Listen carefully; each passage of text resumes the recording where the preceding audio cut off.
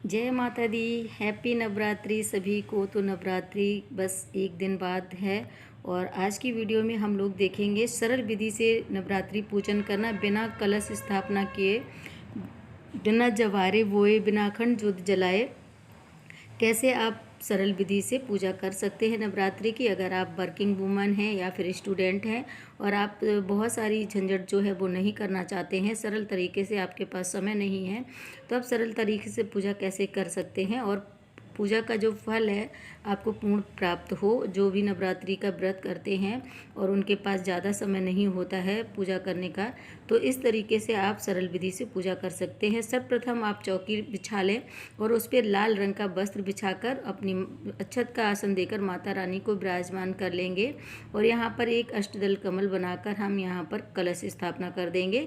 साधारण तरीके से आपको कलश कैसे स्थापना करना है वो मैं आपको दिखा रही हूँ। तो देखिए यहाँ पर मैंने तांबे का कलश ले लिया है। आपके पास जो भी धातु का कलश हो वो ले लीजिए। उस पर आपको मौली ज़रूर लपेट लेनी है।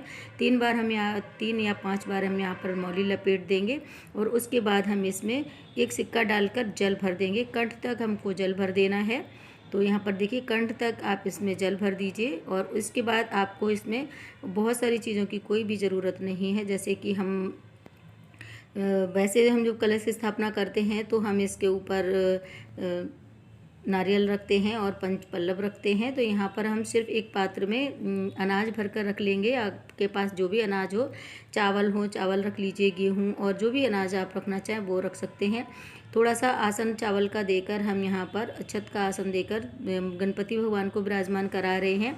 और यहाँ पर देखिए मैं आप हल्दी या सुपारी से गणपति जी को मौली लपेट कर विराजमान करा सकते हैं। उसके बाद में हम एक दीप को स्थान देंगे और उनको भी विराजमान कराएंगे यहाँ पर और अपने भगवान को आवाहन करेंगे। सर्वप्रथम हम अग्नि प्रज्वलित करके अपने पूजा के साक्षी बनाएंगे अग्नि देवता जी को, उनका आवाहन कर लेंगे। उसके बाद में हम गणपति जी का भी आवाहन करेंगे कि आप हमारी पूजा में आकर हमारी पूजा का पूर्ण फल हमको दीजिए और हमारी पूजा में शामिल हो जाइए। माता रानी का आवाहन कर लेंगे। इसी प्रकार से हम सभी देवी देवताओं का आवाहन करते हुए उनको जल से स्नान कराएंगे। मानसिक रूप से हम ये सूक्ष्म रूप से स्नान करवा देते हैं और इस 3 बार जल छिड़क कर आप उनको इस स्नान का भाव देकर और वस्त्र स्वरूप में हम गणपति जी को कलावा समर्पित करेंगे। आप जनेऊ भी समर्पित कर सकते हैं, लेकिन हम ये सरल विधि से पूजा बता रहे हैं तो यहाँ पर हम वस्त्र रूप दिए को भी दे देंगे। माता रानी को हमने ऑलरेडी वस्त्र पहनाए हुए हैं और यहाँ पर देखिए कलश को भी हमने मौली पहले से ही लपेट दी है। आप चाहें तो माता रानी को भी मौली से वस्त्र प्रतिदिन समर्पित कर सकते हैं। और ये देखिए एक बड़ी सी चुनरी है जो कि मैंने माता रानी को यहाँ पर ओढ़ाई है। तो ये देखिए माता रानी सही से दिख नहीं पा रही थी, तो मैं सेट कर देती हूँ अपने फ़ोन के कैमरे को यहाँ पे। तो हमारी माता रानी जो है सही से दिखने लगेंगी। और ये इस तरीके से साधारण तरीके की पूजन कर लें। तिलक लगा दें, कलश को तिलक लगाएंगे, दीप को तिलक लगाएंगे, गणपति जी को तिलक लगा देंगे और सभी को हम पुष्प समर्पित कर देंगे। तो यहाँ पर देखिए गणपति जी को पुष्प समर्पित करेंगे। माता रानी को लाल रंग का पुष्प बहुत ही ज़्यादा प्रिय होता है। कलश के ऊपर भी हम विधि विधान से सभी का पूजन करना होता है। तो साधारण तरीके से आप इस तरीके से जय माता दी बोलते हुए ओम नमो भगवत ओम हींग क्लीं चामुंडाय बिच्चे कर सकते हैं। जो भी मंत्र आपको माता रानी का आता हो वो मंत्र आप बोल सकते हैं। और उसके साथ ही हम माता रानी को भोग समर्पित कर देंगे। बतासे का भोग आप समर्पित करें। माता रानी को बतासे का भोग बहुत ही ज़्यादा प्रिय होता है, तो उनको समर्पित करें। थोड़ी सी हवन की जो सामग्री होती है वो मैंने यहाँ पर रख ली है। छोटा सा हवन प्रतिदिन किया जाता है। तो आपके पास अगर हवन सामग्री नहीं है तो फिर आप सिर्फ 1 कपूर की टिक्की जलाकर भी अपना माता रानी को जो भोग है वो अग्नि में समर्पित किया जाता है। सभी भगवान को अग्नि में भोग समर्पित करने से डायरेक्ट कहते हैं कि भोग जो है उनके समीप चला जाता है। तो इसीलिए माता रानी को अग्नि में भोग समर्पित किया जाता है, सभी को करा जाता है। और छोटा सा नवरात्रि में हवन प्रतिदिन किया जाता है। और लौंग के ये 2 लौंग हैं इस तरीके से फूल वाली, इनको घी में डिप करके और ये इस तरीके से देखिए समर्पित किया जाता है। मैं जैसे आपको बता रही हूँ इस प्रकार से हवन की आहुति अगर आप दे रहे हैं तो फिर 2 अंगुली और 1 अंगूठे को लगाकर इस तरीके से हवन की सामग्री आहुति में दी जाती है।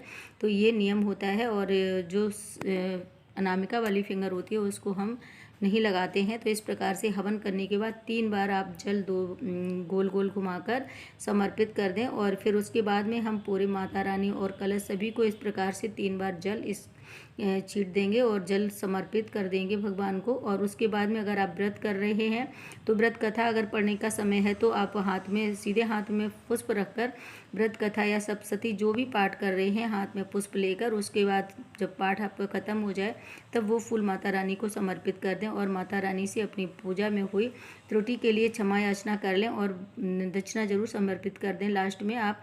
और माता रानी की आरती कर लें। आप चाहें तो कपूर से आरती कर सकते हैं, चाहे तो ये जो दिया हमने लगाया है इसे भी आप आरती कर सकते हैं। और ये जो कलश हमने रखा है इसको हम 9 दिनों तक ऐसे ही रखे रहेंगे, इसको हम नहीं हटाएंगे। दूसरा जो कलश हमने छोटा वाला लिया है वो वाला जल जो है वो हम सूर्य भगवान को समर्पित कर देंगे, थोड़ा सा मीठा डालकर और अक्षत डालकर आप सूर्य भगवान को समर्पित कर दें। और आरती अपने पूजा के आखिर में आपको आरती जरूर करनी है तो आरती करें और जय माता दी जरूर बोलते जाएं।